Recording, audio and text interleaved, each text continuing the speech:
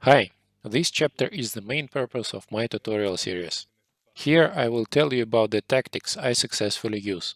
This is a rather advanced tutorial and even the most experienced players will most likely find something new and useful in this video. If you are not among the experienced King of the Hill players, you should watch my previous tutorial videos first. Now let's start. The best combat situation is when you are able to fire at the enemy, while the enemy either does not know where you are or even does not know that you are around. Most of my tactical advice will be about getting into and staying in such situations. If you are able to fight mostly this way, you will have a high kill-death ratio, or KD. If you are able to get in these situations often, you will get high kill count. In case you are able to avoid detection and open firefights, enemy numerical advantage in fact helps you. You just kill more, though the risk of being detected is higher. Keeping in mind this killing while staying undetected general attitude, let's start on practical advice. The first topic is entering the AO correctly. Here you should seek the compromise between stealth, speed and other risks involved. The safest is paradropping or stopping your car outside the AO and at least 300 meters away from the priority zone and walking from there. Of course, you need to plan a concealed route from your entry to your goal. Even if nobody shoots at you, somebody may have seen or heard you and will be waiting for you to approach. That means you should never go to your objective in a straight line. Flank left or right and only then approach. When someone is specifically hunting you, you can steer your parachute in one direction and after landing, turn around and flank in the opposite one. If you expect enemy fire while paradropping, wave your parachute left and right. If you do not expect fire, you can paradrop slowly to scout enemy positions from above. While approaching, you have to listen to shots and radio. Watch the kill feed and look at the map to know where and how your teammates die. This should help you to find and kill some enemies or to get to the priority area relatively safely. This is the safest but a rather slow way. I use only when someone good is hunting me or when the whole AO is dominated by enemies. In other cases, in my opinion, most effective way is doing the same but getting in closer, about 100 or 200 meters in front of the priority area, which is always moving roughly clockwise.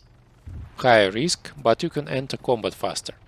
I prefer paradropping to driving, because it is faster, you do not risk crashing a car or encountering road campers, and your exact insertion point is more flexible. If you do not have money for helicopters, or you cannot fly them, the best option is the off-road. It is cheap, fast enough, is the easiest vehicle to control and has decent off-road abilities. Don't forget to turn your engine off before arriving to enter relatively stealthy. Helicopter landing is my favorite way of entering the AO when performed by the enemy.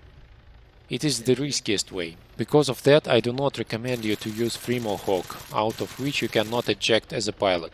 Catch a ride with other players only if you know them well and trust them. The worst ones are specialized pilots. They will either paradrop you randomly over the AO to be picked off by machine gunners, or when LZ is hot, they will try a combat landing under fire, after which nobody survives for more than 30 seconds. In my 3000 hours in King of the Hill, I have seen maybe 7 or 8 totally successful landings of that kind. 50% survival rate among the passengers is usually considered a success. Some will even try to impress passengers with nap of the earth flying, which often leads to crashes, for which trees are usually loudly blamed in the side chat. Low flight and fast landings may be useful on servers with vehicles and guided anti-air missiles, but not on infantry ones. Last but not least, transit time should not be considered a penalty for dying. It should be used as an ability to look at the map at the kill feed, plan your entrance and following actions, and discuss your plan with groupmates. Do not check your Twitter feed and crash in a helicopter abandoned by the pilot. Respawn gives you an ability to re-enter the AO with a fresh loadout and on your conditions, as opposed to being revived stuck in the middle of a firefight.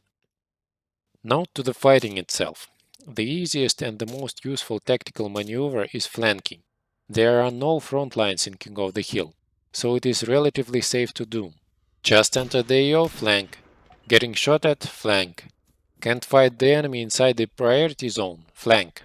If someone has seen or heard you in some direction, they will look in that direction more, which makes it easier to attack them from another direction.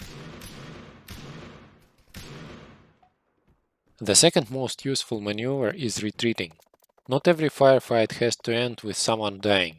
If you are outgunned or outnumbered and the enemy knows your position, retreat, flank and attack again, or totally disengage and search for an easier target.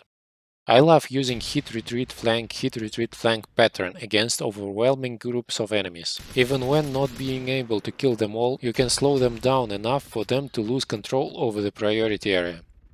Another useful thing to do is short-term camping. By that I mean taking an advantageous position with a specific goal, and not just for killing random passing people. Here are some examples. A whole organized group of enemies is killed in the AO. You know that they usually use a killing to get into the AO, and you know where they usually like to stop their vehicle. You go there and wait for them with a launcher. Another one. A full helicopter successfully lands on the periphery of the AO, and there is an open space like a street or a field the enemies will have to cross to get to the priority zone. You can take a position on the side of their supposed path and wait. Don't start shooting as soon as you see the first one.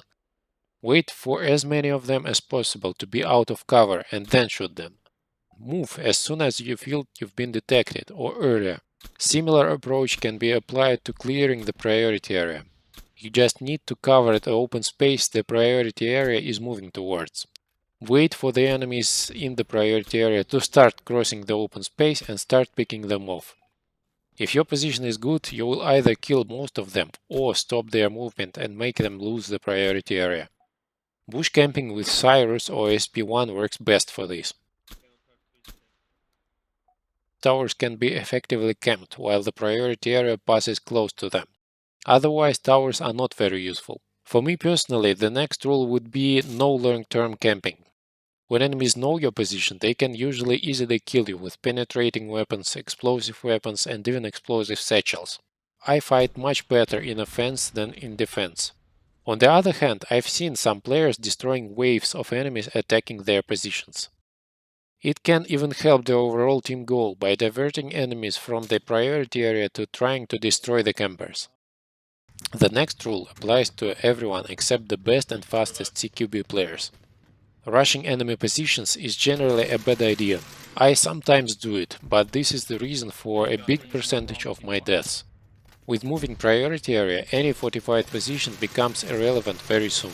It's better to wait for them to come out than to rush. There are different tricks to make the enemies do what you want.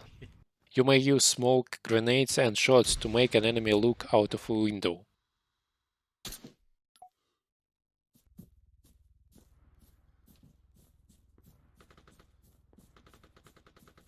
Or you may shoot their position in such a way that they get a wrong idea about your position and start acting on it.